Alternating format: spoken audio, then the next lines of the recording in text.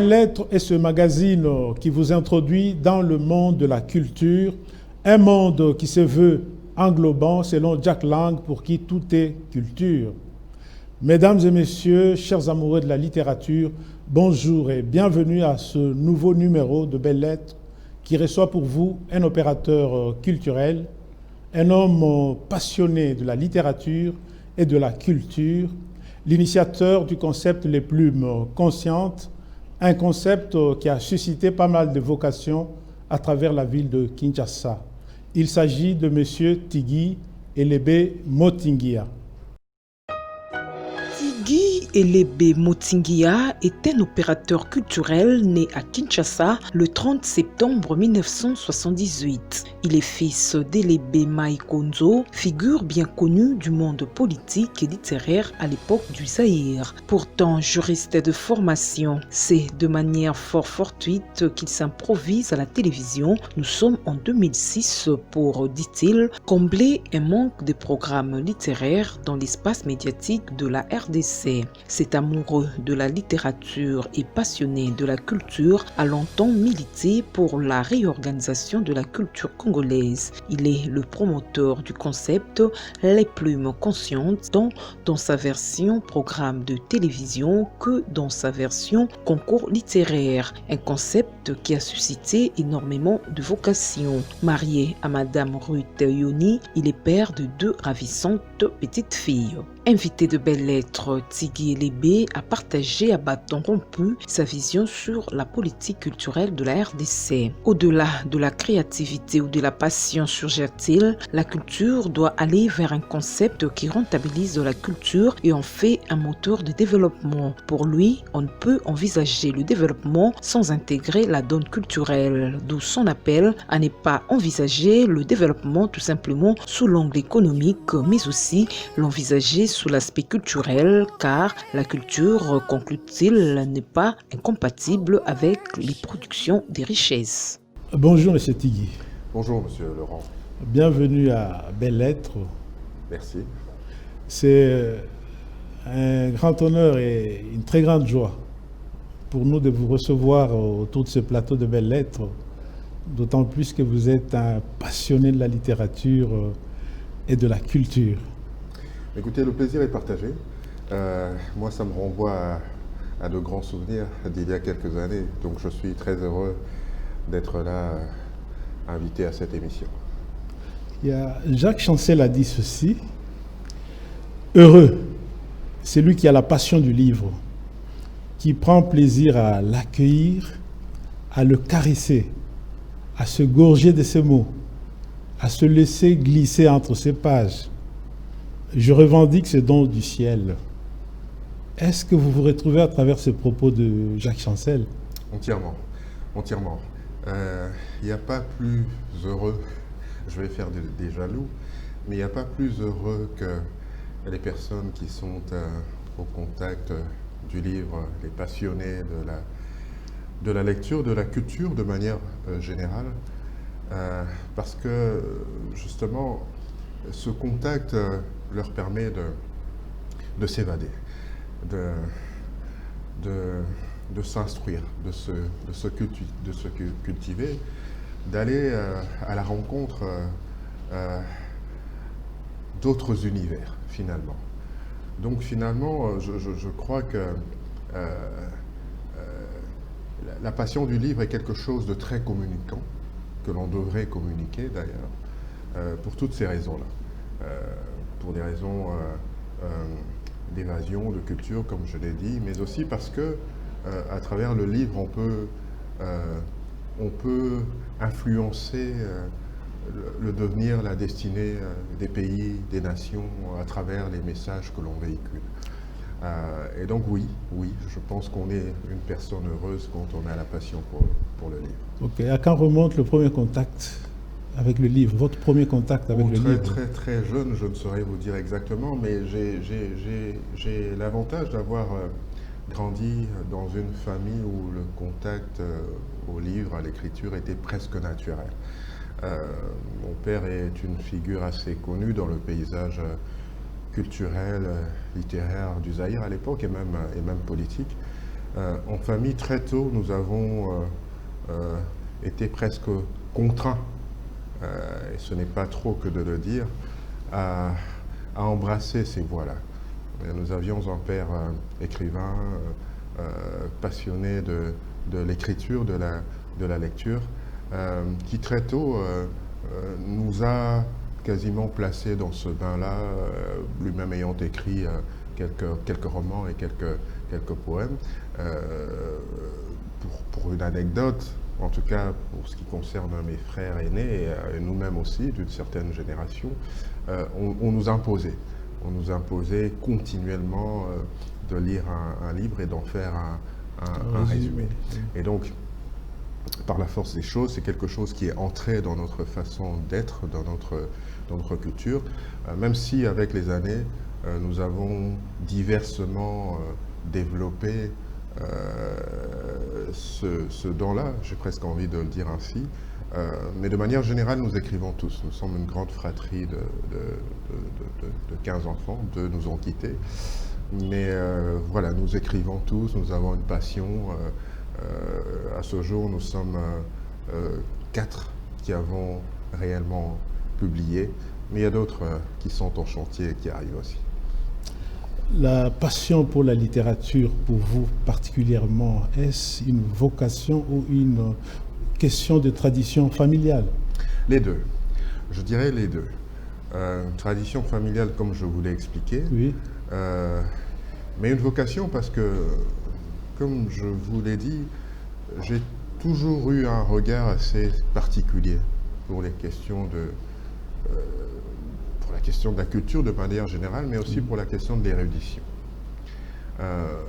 Je pense qu'il y a un travail à faire dans ce sens-là dans notre société. Je vais peut-être placer la charrue avant le bœuf, mais Oui. vous savez, ce qui m'a poussé à agir dans le domaine de la culture et spécialement dans le domaine littéraire, c'est le constat que j'avais de notre société, de notre jeunesse.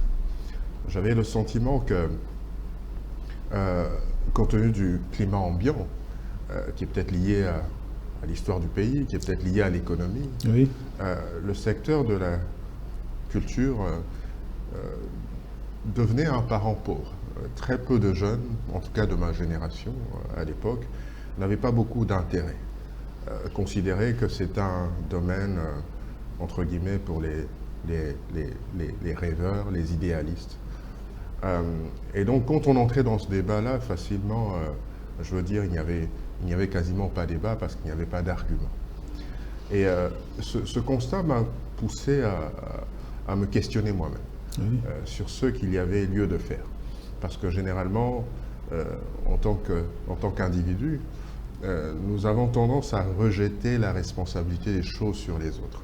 Si notre pays est tel qu'il est, si notre jeunesse est telle qu'elle est, c'est sans doute parce qu'on n'a pas créé des structures, c'est sans doute parce que l'économie faisant, il n'y a pas eu des possibilités de faire quoi que ce soit. Je me suis dit qu'il fallait à un moment arrêter avec ce discours-là. Un peu comme ce célèbre président qui a dit « Ne demandez pas tout le temps ce que l'État a fait pour vous, mais posez-vous la question de ce que vous pouvez apporter à l'État. » Et donc, depuis ce moment-là, pour moi, le combat culturel est une forme de vocation, je dirais même d'appel. Non pas parce que derrière il y a une visée personnelle escomptée, mais simplement parce que je pense que, le faisant, je peux apporter ma modeste contribution, ma modeste pierre à l'édification d'une jeunesse qui soit consciente, qui soit de plus en plus cultivée, qui soit de plus en plus instruite, qui entre au contact du savoir, parce que finalement, si nous voulons rêver d'un développement pour ce pays, nous ne pourrons pas le rêver sans la réflexion. Et la réflexion, on le sait, ne peut être consignée qu'à travers l'écrit. En fait, avant qu'on creuse un peu cet aspect de la culture, j'aimerais que vous puissiez nous donner votre définition de la culture. Puisque pour certains, quand on parle culture, on voit littérature, théâtre, musique, peinture. la littérature en fait et la culture. Quelle est votre conception de la culture? Alors, ils n'ont pas tout à fait tort, parce que la culture, en réalité, c'est tout ça compris. Oui. Mais au-delà de ce qu'on peut considérer comme la culture, les sous-ensembles de la culture, à savoir la littérature, la musique, les arts, on doit plutôt considérer la culture dans sa globalité, comme une manière d'être, comme l'essence des peuples et des nations. La culture est en fait un ensemble de choses, de mécanismes, de manières d'être, de traditions, d'us et coutumes qui nous déterminent finalement en tant que peuple. C'est comment nous nous présentons au monde, quel type de personnes nous sommes, en fonction évidemment de notre histoire bien singulière, en fonction de nos expériences particulières, en fonction de nos traditions, en fonction de nos valeurs. Et Dieu sait qu'en tant que peuple et surtout en tant qu'Africains, nous avons un tas de valeurs, de connaissances que nous pouvons présenter au monde, et en tant que Congolais, c'est la même chose. Donc la culture, en fait, c'est cet ensemble de choses multidimensionnelles, mais qui visent justement à créer cette sorte d'identité sur ce que nous sommes et ce que nous voulons devenir demain. Donc moi, c'est comme ça que je décris la culture, l'ensemble de ces sous-ensembles, mais qui concourent justement à façonner l'être, à présenter l'être dans son essence la plus profonde. La culture, c'est un patrimoine immatériel, matériel, le deux? Les deux. Pour ne prendre qu'un exemple, en parlant de la culture, vous savez que nous avons des sites dans notre pays, la République démocratique du Congo, qui sont inscrits au patrimoine mondial de l'UNESCO, qui sont considérés en fait comme des patrimoines physiques matériels, mais la culture, c'est aussi le patrimoine immatériel, notamment, par exemple, pour ne citer qu'un exemple, la tradition orale. Nos us et coutumes, nos traditions, nos valeurs, c'est un ensemble de choses qu'on ne peut pas, je veux dire, palper ou quantifier, mais ça fait partie de ce qui nous identifie en tant que peuple, ça fait partie de nos repères. Et donc la culture, c'est tout ça, c'est ce que nous avons, c'est, comme je l'ai dit, nos valeurs, nos traditions, nos us et coutumes, nos contes. En tant qu'Africains, effectivement, c'est quelque chose qui nous a caractérisés. C'est l'ensemble, en fait, de tous ces éléments que nous ne savons toujours pas quantifier, mais que nous connaissons de par les générations, de par la tradition. C'est tout cet ensemble, en fait, qui constitue la culture. Pour revenir à la littérature, qui est un des secteurs de la culture, la littérature congolaise, il y a l'historien Dayuel, que j'ai réussi en ce lieu. Et pour lui, la musique congolaise joue un certain rôle que devait jouer la littérature congolaise. Et l'écrivain Tata Longi va jusqu'à dire que les musiciens, du moins pour le plus grand compositeur comme Lutumba Simaro, sont de véritables écrivains. Qu'est-ce que vous en pensez?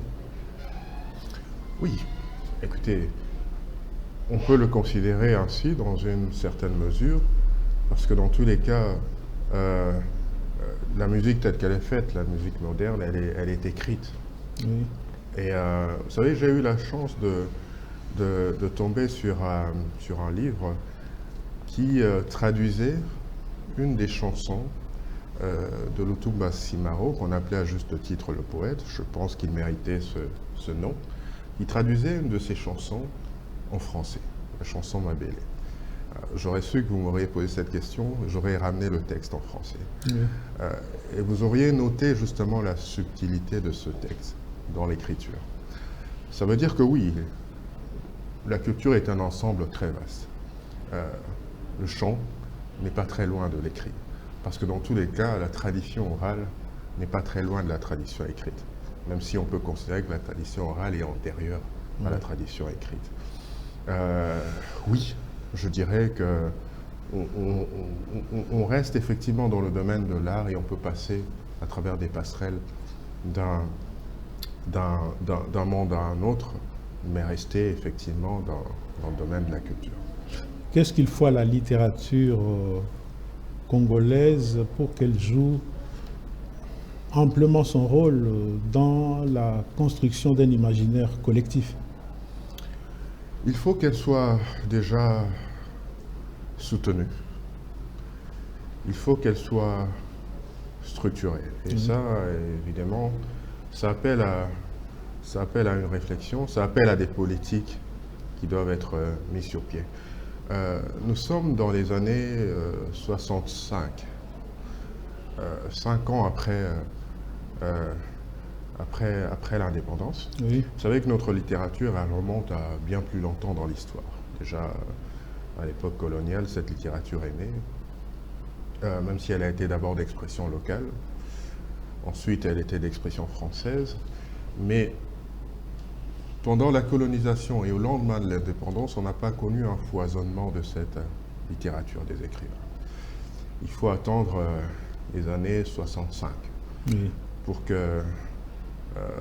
qu'on connaisse un bouillonnement des écritures et des écrivains au Zaïre à l'époque. Mais ces écrivains, justement, ont eu ce foisonnement parce qu'entre-temps, ils ont été au contact de leur propre expérience, notre colonisation, l'accession à l'indépendance. Et vous remarquerez que cette période, il y a eu une prolifération des écrivains et des écritures, justement, et la plupart de ces écrits ont parlé de la situation du pays, de comment ils voyaient le pays et comment ils se projetaient par rapport à la destinée du pays. Et ces écrits ont servi justement à creuser des sentiers. Si je vous raconte cette histoire ou cette anecdote, c'est pour vous démontrer l'importance que la littérature peut avoir dans le développement des nations. Oui. Ailleurs, justement, beaucoup de nations se sont développées parce qu'il y a eu la pensée codifiée dans l'écrit, et tout ça ayant entraîné justement une réflexion. Et on sait qu'à la réflexion succède généralement l'action. L'action, oui. Donc oui, aujourd'hui dans notre pays, on peut faire en sorte que la littérature concourt au développement du pays. Comment? Comme je l'ai dit tout à l'heure, en essayant d'organiser le secteur, en mettant en place des mécanismes qui peuvent permettre à ceux qui ont des idées de les pondre dans des écrits et de les mettre à la disposition du grand nombre. Ça passe par des facilités qu'il faut accorder aux écrivains. Ça passe par l'édification comment on appelle ça, des imprimeries, des maisons d'édition qui n'existent pas beaucoup. Vous savez que dans notre pays, publier relève quelque part d'une forme de prestige. Parce que ce n'est pas donné à tout le monde. Les structures n'existant pas, quand on veut publier, il faut débourser de sa propre poche. Et tout le monde n'a pas toujours les moyens nécessaires. Mais il existe des gens qui ont la réflexion, qui ont la matière, mais qui n'ont pas accès à l'édition. Donc, tant qu'on ne réglemente pas ces secteurs-là, on ne favorise pas à ce qu'il y ait un foisonnement dans le secteur du livre et de la littérature, et on prive finalement le pays de ces intelligences-là. Donc pour ne parler que de cela, du secteur du livre, de l'imprimerie, de l'édition, il faut justement que les pouvoirs publics puissent réfléchir dessus. Je vais aller plus loin dans ma réflexion. Oui. Il faut aujourd'hui sortir de l'image qu'on a de la culture comme étant simplement un domaine de la créativité ou un domaine de la passion. Mais il faut aller vers une conception qui rentabilise la culture, qui en fait un moteur de développement et un moteur économique, parce que c'est possible. Je vais vous donner un exemple. La plupart du temps, lorsque les musiciens sont reçus par les autorités, Oui. ils demandent l'édification des studios. Ils n'ont pas tort. La même chose devrait être faite aussi pour les écrivains. Pourquoi? Parce que nous avons une population, de 80 millions d'habitants. Est-ce que vous vous imaginez l'industrie qui peut être créée du livre, de la musique, si des structures sont implantées pour permettre des productions à moindre coût? Ça veut dire que d'un point de vue économique, il y a moyen justement de faire de l'industrie du livre un domaine de l'économie par excellence. Parce qu'on aurait des livres qui seraient accessibles à un grand nombre, à un prix quasi accessible à tous. Parce qu'on aurait des productions musicales, des CD, des albums qui seraient produits localement à des prix tout à fait compétitifs et accessibles à tous. Et donc finalement, quel est le corollaire de tout ça? C'est de créer aussi des emplois, c'est de créer de la richesse. Donc on aura d'une part contribué à l'essor économique, mais bien plus, on aura contribué à l'essor de la pensée, de l'intelligence. Et c'est comme ça qu'on crée le développement. Le développement se crée de manière transversale. Et aujourd'hui, moi, mon paradigme est de dire que nous ne pouvons envisager le développement simplement sous l'angle de l'économie. Il faut que nous envisagions le développement de ce pays sur l'aspect ou sous l'aspect culturel aussi. Oui. Parce que la culture n'est pas incompatible avec la production des richesses. Et donc ça, c'est un des grands challenges, justement, que nous voulons porter pour changer le paradigme ou le regard que nous avons sur la culture comme étant un secteur simplement de la passion, simplement de la créativité. Non, on peut faire les deux. Favoriser la pensée, favoriser la passion, mais également créer une richesse autour de cette passion. Et c'est possible. Et c'est à ce prix, justement, pour revenir à votre question, que nous aurons des auteurs, que la littérature pourra participer, justement, au développement. Parce que les auteurs auront été mis en condition, justement, de pouvoir exprimer leurs pensées, de pouvoir donner une expression si vous voulez, à leur créativité. Et tout ça concourt justement au développement d'une nation. Vous avez fait de la culture votre cheval de bataille. Si aujourd'hui, là, vous êtes nommé ministre en charge de la culture, quelles seront vos priorités? Alors déjà, pour agir dans le domaine de la culture, on n'a pas nécessairement besoin d'être ministre. Oui. Vous n'avez pas cette ambition-là? Je voudrais préciser vous déjà pas tenté par la politique. Je voudrais préciser que ce n'est pas une demande pour ma part. Oui. Parce que j'estime qu'en tant que citoyen, nous pouvons agir. Oui. Chacun dans sa sphère de compétences et dans sa sphère d'activité. Si je puis donner un conseil à ceux qui dirigent la culture, ce sera d'abord de faire une sorte d'état de lieu. Mais on me rétorquera, et à raison certainement, qu'il y en a eu plusieurs, n'est-ce pas? Oui. Il y a eu des états généraux de la culture, il y a eu des états généraux tout récemment de la littérature. Ça veut dire que la matière est là. Et notre pays est réputé pour être un pays qui a des beaux textes, mais c'est l'exécution qui pose problème. Mais je dirais tout de même que cet état de lieu s'impose, ne serait-ce que par un groupe restreint, un comité, une commission de travail, pour justement reprendre l'ensemble de ces réflexions qui ont été faites et proposer ce que je pourrais qualifier de plan stratégique du développement de la culture. En quoi consisterait ce plan stratégique? Ben justement, à identifier déjà tous les domaines de la culture, à répertorier l'ensemble des défis et des difficultés qui s'opposent au domaine de la culture, pour justement pouvoir proposer des stratégies, secteur par secteur, mais des stratégies qui sont prioritaires, parce qu'effectivement, la demande ou les besoins dans le domaine de la culture est très vaste, mais nous pouvons y aller par priorité, n'est-ce pas? Donc, cet état des lieux, justement, est important pour dégager les priorités que nous voulons nous donner à court, à moyen et à long terme.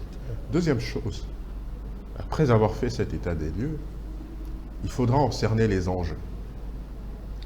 Quels sont les enjeux qui se posent à notre culture aujourd'hui? RDC, 2 345 000 km² de superficie, c'est un grand pays au cœur de l'Afrique. 80 millions d'habitants, une grande diversité linguistique et ethnique, Oui. plus ou moins 400 ethnies. Ça fait que c'est un pays, en fait, qui peut être un moteur de développement culturel, simplement de par sa dimension, simplement de par son positionnement, n'est-ce pas? Donc ça veut dire que sur le plan culturel, c'est un pays qui a beaucoup à offrir, tant du point de vue de sa musique, tant du point de vue, comme je l'ai dit, de sa configuration ethnique. Oui. Quand vous avez 400 ethnies, ça veut dire que vous avez 400 cultures. Et encore, je parle des grands ensembles. Ça veut dire que vous avez des langues à promouvoir. Ça veut dire que vous avez des valeurs. Ça veut dire que vous avez des contes, n'est-ce pas? Oui. Que vous avez autant de choses à offrir dans le domaine culturel. Donc, quels sont les enjeux aujourd'hui, y compris dans la politique, dans la manière dont la RDC aujourd'hui voudrait se positionner à l'échiquier africain? Cette diversité que nous avons nous positionne utilement. Donc il faut cerner les enjeux. Et les enjeux aujourd'hui sont ceux-là. La bataille de la culture, comment nous nous positionnons en tant que Congolais, comment nous voulons dominer, dans le bon sens du terme, dominer le monde à travers notre culture. Nous le faisons déjà, par exemple à travers notre musique, mais il ne faut pas que ça s'arrête que là. Il faut qu'on voit tous les pans de la société. Donc, il faudra justement cette étude pour cerner les enjeux aujourd'hui de notre culture. Et les enjeux sont là. Cette grande diversité,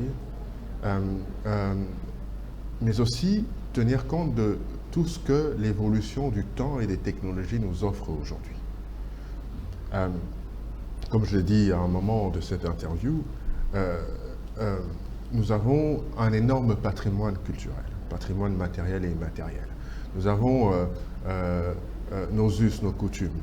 Les enjeux seraient aujourd'hui de pouvoir déjà les codifier, les répertorier, de mettre en place si vous voulez, des commissions ou des mécanismes pour, par exemple, répertorier toutes les traditions ou toutes les coutumes qui ont été, qui sont transmises par la tradition orale, les codifier pour que ce soit écrit et qu'on ne les perde pas, parce qu'on a parfois l'habitude de dire que quand un vieillard meurt, c'est une bibliothèque qui meurt.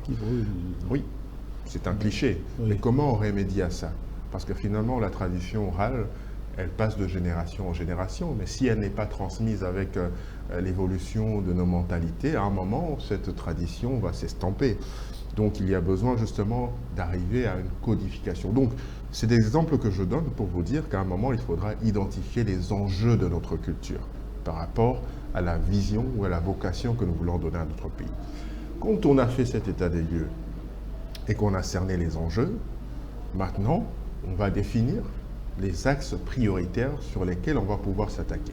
Oui. Et là, effectivement, ça va demander justement de déployer non seulement des stratégies, mais de dégager aussi les moyens qui vont nous permettre de pouvoir mettre en œuvre les différentes stratégies qui seront développées. Vous me parlez de la culture, j'ai envie de vous ramener constamment dans le domaine du livre, Oui. n'est-ce pas? Et là, ça va demander justement à ce que des projets soient montés pour la mise en place de toutes ces structures, pour la mise en place des bibliothèques au niveau communal, pourquoi pas au niveau des quartiers, au niveau des écoles, pour la création justement des maisons d'édition, pour le soutien justement à tous nos opérateurs culturels, parce que je considère aussi qu'il n'est pas normal que notre littérature ou notre culture soit exportée, j'ai presque envie de dire. les centres culturels dans notre pays existent, sont à compter du bout du doigt, Oui. peuvent obtenir des financements. On ne doit pas toujours se tourner vers les structures extérieures. Je n'ai pas envie de les nommer ici, vous les connaissez. Il va bien falloir que nous puissions répertorier nos opérateurs culturels, leur apporter l'appui qu'il faut dans ce domaine-là pour qu'ils puissent intervenir utilement dans leur domaine. Donc, il y a ces choses-là à faire, c'est de l'action concrète, c'est des projets à monter, c'est des partenariats qu'il faudra initier avec des structures telles que l'UNESCO, par exemple, qui aujourd'hui ne demande que cette forme de collaboration, qui aujourd'hui ne demande qu'à ce que des projets soient montés. Mais évidemment, c'est des partenaires. Nous n'allons pas faire fi de leurs aides, mais nous devons d'abord et avant tout, et ça c'est le travail justement du ministère de la Culture, nous devons d'abord et avant tout pouvoir nous organiser pour booster notre propre culture. Parce que la culture, justement, et je n'arrêterai jamais de le dire, c'est une force pour une nation, c'est la manière dont nous nous proposons, dont nous nous projetons justement vis-à-vis du monde. Donc, une fois que l'on aura fait justement cet état des lieux, ces enjeux, il faudra justement, comme je l'ai dit, passer à l'action en identifiant des domaines prioritaires d'action. Et puis, nous passerons à l'évaluation, nous verrons ce qui a été fait et ce qui n'est pas fait. Donc, je pense que si nous allons sur cette logique-là, effectivement, nous pouvons poser les jalons. Oui. Poser les jalons, parce que comme je l'ai dit, le travail il est titanesque, mais nous pourrons poser les jalons de la refondation de notre culture. Donc c'est en quelque sorte ce que je pense qu'il soit possible de faire. Maintenant, il faut rassembler les énergies, n'est-ce pas? Il faut rassembler tous ceux qui ont la passion de la culture, tous les opérateurs culturels, ceux qui interviennent d'une manière ou d'une autre dans le domaine de la culture, pour que, justement, de leurs idées, nous puissions monter quelque chose de viable pour booster cette culture. Quels sont les arguments que vous pouvez brandir pour amener le pouvoir public à investir dans le secteur de la culture, dans les domaines culturels? Je l'ai dit, essentiellement les arguments économiques. Et pourquoi? Parce qu'en réalité, ce n'est pas les arguments que j'aurais dû mettre en premier. Oui. En premier plan, j'aurais dû parler de la nécessité d'investir dans l'homme congolais. Parce que finalement, quel est ce peuple qui se présenterait au monde sans avoir ses propres spécificités? Vous savez, même la francophonie aujourd'hui, Oui. dans l'esprit de la francophonie, il y a certes la promotion des valeurs de la langue française et tout ce qui entoure, mais il y a aussi la nécessité de promouvoir la diversité culturelle et linguistique. Oui. Ça veut dire que même à ce niveau-là, on reconnaît que chaque pays, chaque nation doit travailler à entretenir sa propre diversité culturelle, son essence en fait. Ça veut dire donc que nous ne pouvons pas renier ce que nous sommes. Au contraire, c'est ce qui fait que intervenant dans la globalité, Oui. justement que cette diversité puisse avoir un rayonnement particulier. Donc c'est encouragé. Et nous aussi, sur le plan local, en République démocratique du Congo, nous devons travailler à encourager cela, encourager que nos enfants ne perdent pas leur repère, que les enfants n'oublient pas d'où ils viennent, que quand on a l'occasion, que les enfants aient la possibilité de visiter leur village, qu'ils aient la possibilité de parler leur langue maternelle ou leur langue vernaculaire, mais qu'ils aient en fait la possibilité de rester attachés à leurs racines. Et donc c'est important. C'est important que nous puissions construire et réfléchir sur cette identité. Hein, parce que quand on voit par exemple comment se comporte la population, les Quinois, des fois on a l'impression que nous sommes un peuple qui n'a pas une identité, une manière de vivre, un vivre collectif si vous voulez. Nous devons avoir nos identités, nous devons avoir nos repères, nous devons avoir notre manière de nous canaliser pour Est-ce pouvoir que nous cette préparer. identité est immuable ou elle évolue, notre identité? Écoutez, dans tous les cas, même dans l'histoire de l'humanité, Oui. rien n'a jamais été immuable. Oui. Mais il y a une essence qui nous caractérise. Je vais donner ici un avis personnel. Oui. Certainement un débat où chacun peut avoir son point de vue. Mais il y a eu le vent, par exemple en France, du mariage pour tous. Oui. Si vous me demandez mon avis personnel en tant que Congolais, en tant qu'Africain d'essence, je vous dirais, je ne le conçois pas. Parce que j'ai été formaté dans une cosmogonie qui ne me permet pas de pouvoir intégrer cette façon de vivre. Oui. N'est-ce pas? Mais vous avez posé la question à une autre personne, il vous dira, je le conçois tout à fait. Africain soit-il, Congolais soit-il. N'est-ce pas? Ça veut dire que nous sommes au contact du monde, des évolutions, qui fait que justement, il y a ces évolutions, je me répète là, il y a ces évolutions. Maintenant, au nom de la liberté, on pourrait vous dire, il faut tolérer, n'est-ce pas? Mais le plus important pour moi, c'est de dire, en toute chose, tout en respectant la liberté des uns et des autres, je pense que nous devons garder ce qui nous identifie. Ce qui nous identifie en tant qu'Africains, en tant que Congolais, ce qui nous identifie dans nos valeurs, dans ce que nous sommes intrinsèquement. Parce que l'influence occidentale n'est pas forcément la meilleure. Je veux dire, ceux qui se conçoivent bien en Occident ne se conçoivent pas forcément bien en Afrique.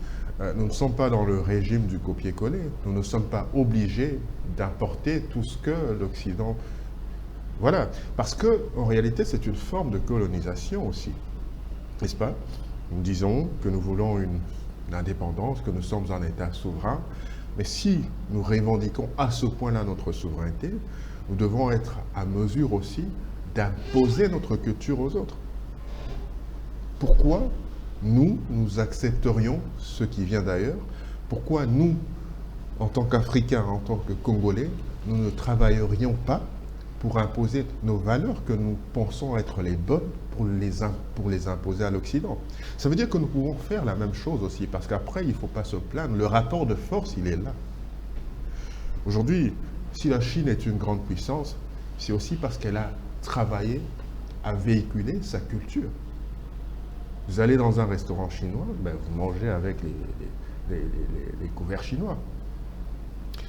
Et c'est comme ça. C'est-à-dire que la bataille, elle est aussi à ce niveau-là. Donc, c'est un exemple que j'ai donné pour dire qu'il faut que nous préservions notre identité. Et ce n'est pas mauvais que de se battre pour cela. Nous ne devons pas céder finalement ce que nous sommes, céder un peu notre part d'essence, céder notre... C'est une forme de cession de notre souveraineté aussi, n'est-ce pas? Donc, quand on parle de souveraineté de manière politique, il ne faut pas le voir que sur la base du territoire. Il faut voir aussi sur le plan strictement culturel. Notre fierté, elle est là. Elle est dans ce que nous sommes. Dans ce que nous sommes par essence. Et ça, ma foi, c'est un combat perpétuel que nous devons mener pour ne rien perdre de nos valeurs. Maintenant, je conviens que dans nos valeurs, dans nos traditions, dans nos us, il y a des choses positives et il y a des choses négatives. Mais sur ce qui est positif, moi je m'y tiens. Et je signe et je persiste. Il faut que nous gardions une part de notre essence et de notre identité. Selon vous, par quel secteur culturel nous pouvons facilement nous imposer dans le monde? Écoutez, pour être sincère, il faut être sincère aujourd'hui. Oui. Notre musique a une belle influence. Est-ce qu'elle n'a pas régressé? Il y a de la critique qu'on peut avoir. Justement, oui. Je vais peut-être y arriver. Notre musique a une belle influence. Il suffit de visiter la plupart des pays africains pour se rendre compte à quel point nos musiciens sont presque adulés. C'est un fait. Maintenant, on aime cette musique ou on ne l'aime pas. on aime le message qu'elle véhicule ou qu'on l'aime pas, c'est un autre débat, Ouais. n'est-ce pas? Mais la réalité est que notre musique aujourd'hui est très privée. Alors, on dit elle est en régression. La musique nigériane et tout ça a pris de l'avance. Oui, mais posons-nous les bonnes questions. Pourquoi? Peut-être parce que dans ces États-là, il y a eu une implication étatique pour réguler les choses, hein, pour créer une industrie industrie du disque.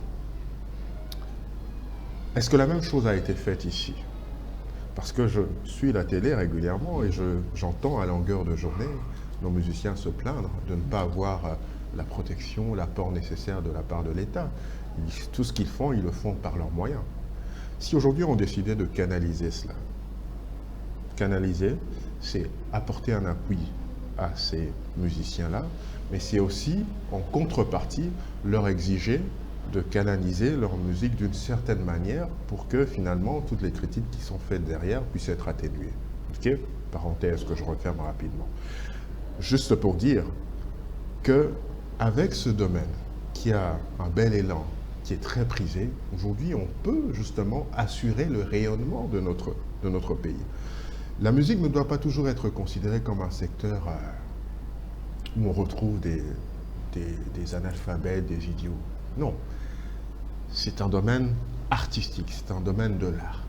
Et donc, autant certains pays ont assuré leur rayonnement par rapport à d'autres secteurs, à d'autres spécialités, nous ne devons pas aujourd'hui avoir honte d'assumer notre fierté à porter notre musique. Il faut que nous la portions justement.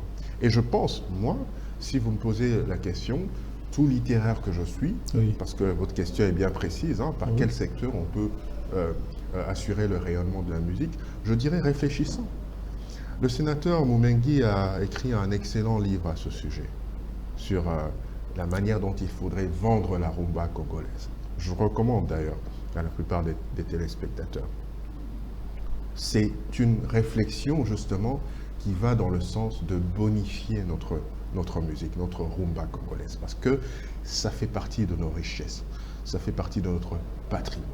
N'ayons pas honte de le dire et n'ayons pas honte de le penser. Donc, oui, je pense qu'en mettant un peu de sérieux dans la gestion de ce secteur, on peut en faire un secteur porteur, on peut en faire un secteur qui va assurer le rayonnement de notre pays, mais je reviens dessus, on peut en faire aussi un secteur productif en termes d'économie et en termes de richesse.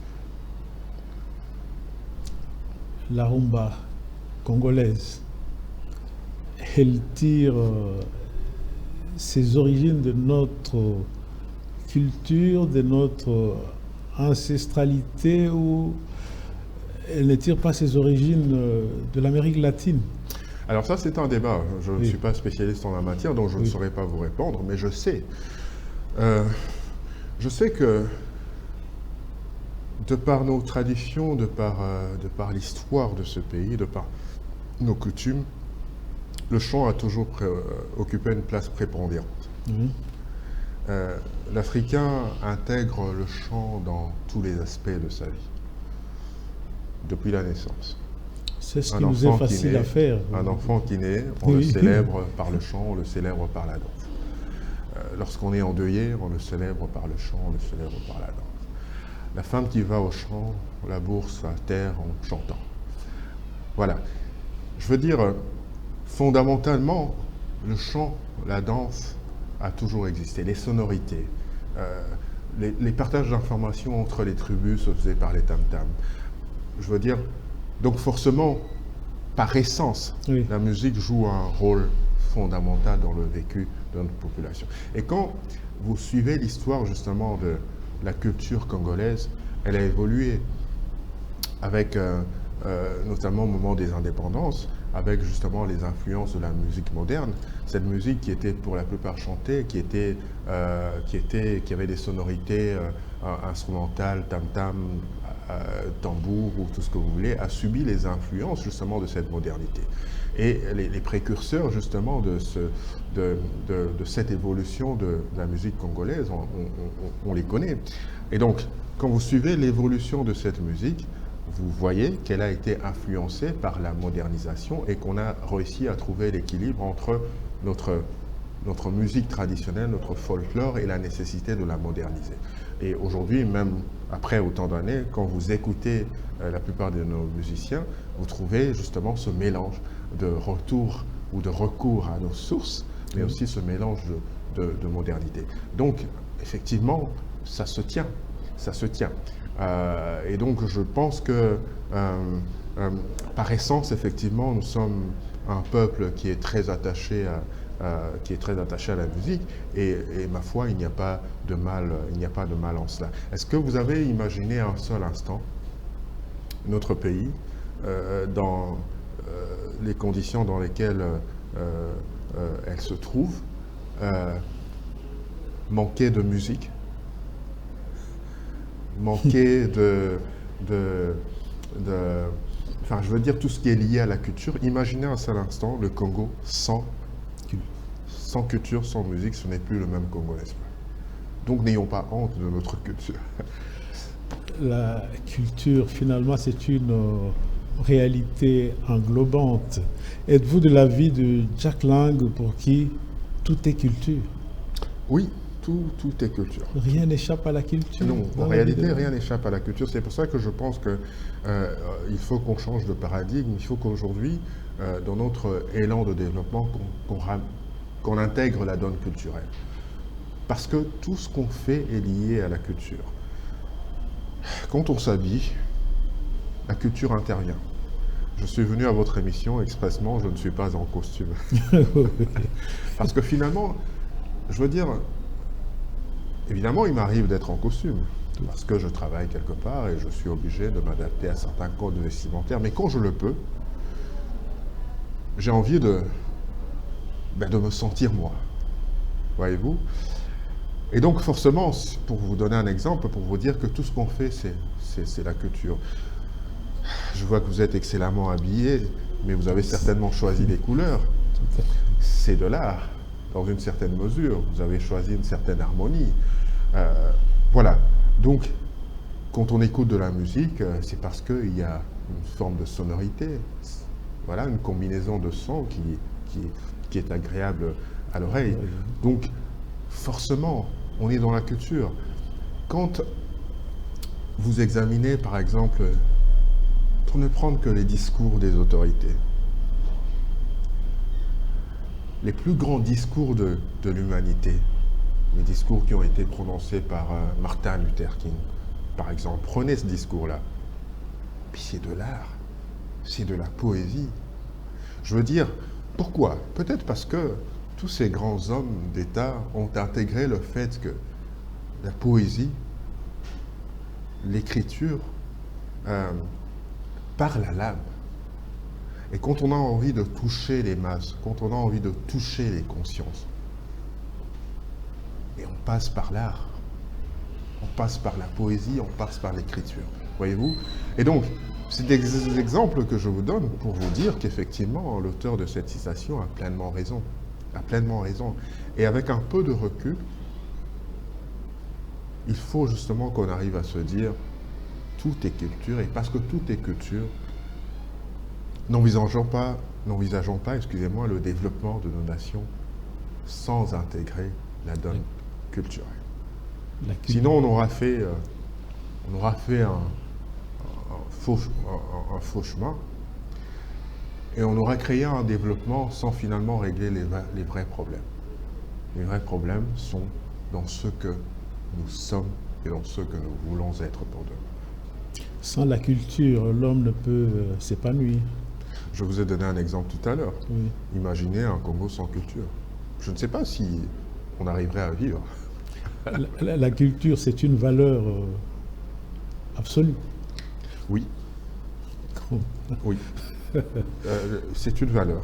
En tout cas, si on a plusieurs, les valeurs absolues, c'est l'une des valeurs absolues. C'est l'une des valeurs absolues. Je pourrais même remonter à la Bible pour vous sortir des traits de culture. Voilà. La Bible elle-même, quel chef-d'œuvre. Dieu lui-même quel artiste. Est-ce que la culture d'un peuple reflète ce qu'il est fondamentalement? À travers la culture d'un peuple, Oui. on peut effectivement arriver à cerner ce peuple. Je vais vous donner un exemple. Quand vous suivez le cinéma américain, Ouais. les films d'action, l'américain est souvent, présenté comme le héros. La personne la plus forte, la plus intelligente. On regarde tous les jours les films et c'est entré presque dans notre subconscient de savoir la grandeur de l'Amérique. Ce n'est pas le fruit d'une génération spontanée. C'est le fruit d'une vraie politique qui est conçue justement pour rassurer la grandeur de l'Amérique. Ça peut paraître banal, hein, parce que là, on est dans des films, on est peut-être dans des dessins animés, mais dans le subconscient, même de nos enfants, quand ils regardent, ils envient l'Amérique, ils envient l'Américain. Ce n'est pas anodin. Et ne soyez pas étonnés, effectivement, que l'Amérique soit la grande puissance. Pourquoi? Parce que ça fait partie d'une politique, en réalité. Au-delà de la politique militaire, de la politique nucléaire, il y a une politique culturelle qui vise à maintenir la suprématie de ce peuple sur le monde. C'est pour ça que je vous dis, le combat, il est là aussi. Il est là. Donc comment nous voulons nous présenter au monde? Est-ce que nous voulons nous présenter au monde en subissant, en étant des sous-hommes, en étant toujours ceux qui acceptent, qui subissent? Ou est-ce que nous pensons que nous aussi, nous avons un mot à dire dans ce monde? Est-ce que nous rêvons pas d'une grandeur? Ça peut paraître utopique, mais on peut rêver du Congo qui retrouve sa place, ou qui se fraye une place, qui se crée une place dans le monde, simplement à travers notre culture. C'est pour ça que je vous parlais de musique tout à l'heure. C'est un des moyens, justement, d'assurer cette forme de suprématie. Parce que, voyez-vous, à travers l'art, Oui. on véhicule des messages. À travers notre musique, on a la possibilité de véhiculer toutes sortes de messages. L'artiste est un roi, parce que l'artiste a une voix qui porte. Que ce soit l'artiste musicien, que ce soit l'artiste plasticien, que ce soit le peintre, que ce soit le potier, que ce soit l'écrivain. Il a une voix qui porte, qui est écoutée. Et donc, il faudrait saisir, capitaliser tous ces moyens d'expression, toutes ces potentialités-là, les canaliser dans le cadre d'une politique cohérente pour justement assurer la grandeur de notre pays. Et c'est faisable. C'est pour ça justement que tout à l'heure je vous disais, ça fait partie du travail du ministère de la Culture. Et malheureusement, on a l'impression que, alors, je serais peut-être contredit, mais c'est une impression, on a peut-être l'impression que le ministère de la Culture aujourd'hui ne se contente que de gérer des affaires, ma foi, qui ne sont pas les plus importantes.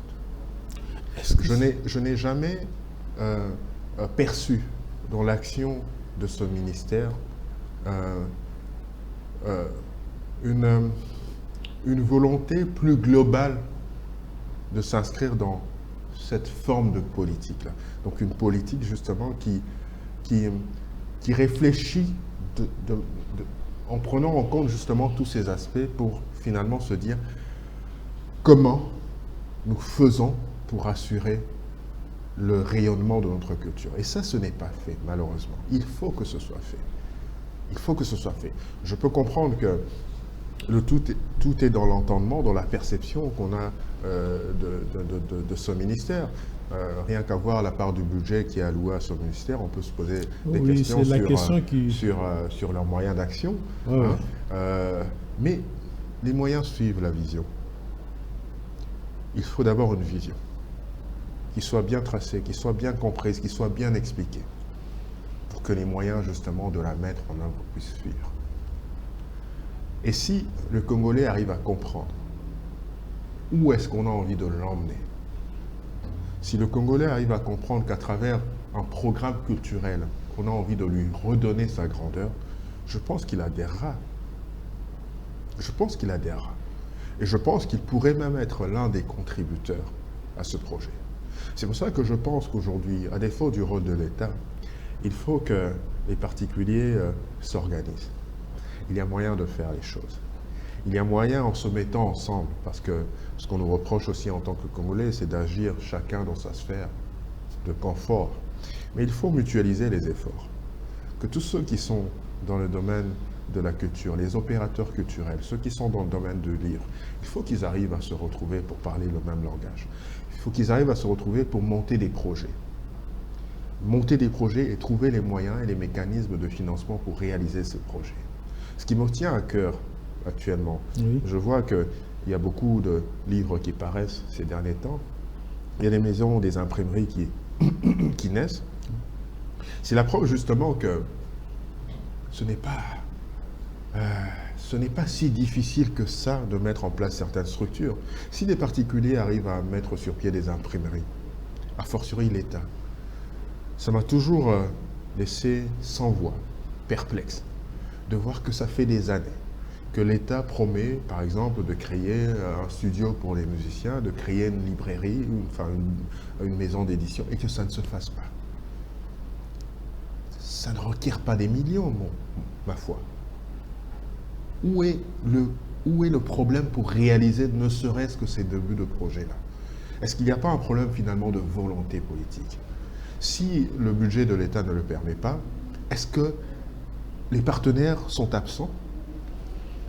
Voilà, c'est autant de questions. Alors si l'État ne le fait pas, il faut que les particuliers s'engagent à ça. Et moi, je lance un appel solennel à tous les compatriotes qui ont en eux justement cette passion et ce projet de booster le secteur de la littérature. Je ne pourrais pas faire autrement que pour ce secteur-là. Il faut justement cette synergie d'action. Il est possible aujourd'hui de créer une maison d'édition, de créer une imprimerie en s'organisant à travers des collectes, à travers des contacts que l'on peut prendre avec certains partenaires pour monter ces maisons d'édition pour les plus jeunes. Ça générerait de l'emploi, mais ça permettrait aussi à la panoplie de talents dont dispose ce pays de pouvoir trouver un cadre d'expression. Vous m'avez présenté tout à l'heure comme étant un opérateur culturel. J'ai eu à organiser il y a quelques années un concours littéraire que j'avais dénommé Les Plumes Conscientes.